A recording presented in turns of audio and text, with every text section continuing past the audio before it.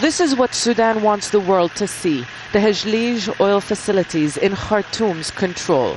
The government is blaming South Sudanese army troops for causing damage to the infrastructure before they pulled out on Thursday. Juba announced the withdrawal of its forces after more than a week of occupying this town. It said it did so to de-escalate tensions. Khartoum disagrees. The government released these new pictures from the area to show that this was a battle it fought and won. Whether the South Sudanese army withdrew or was forced out of Heglig, Sudan is claiming victory. And it is also keeping up the tough rhetoric against its southern neighbor.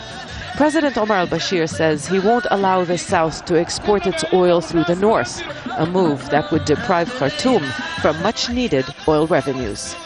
If you have a real war between two countries, you are liable to have statements, wild statements from both sides.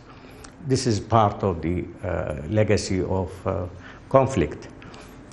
I don't think whatever is said at this juncture is really operative. No, people are not going to insist on it when they sit back at the table.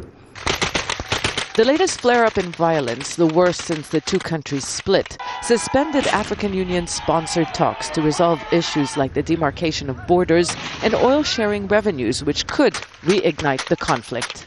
There have been calls by international and regional leaders for both sides to return to the negotiating table. Little progress has been achieved since the two sides started talking following South Sudan's independence in July last year. And now, with relations at an all-time low, an immediate breakthrough may not be likely. Some common ground needs to be found with the help of international mediators.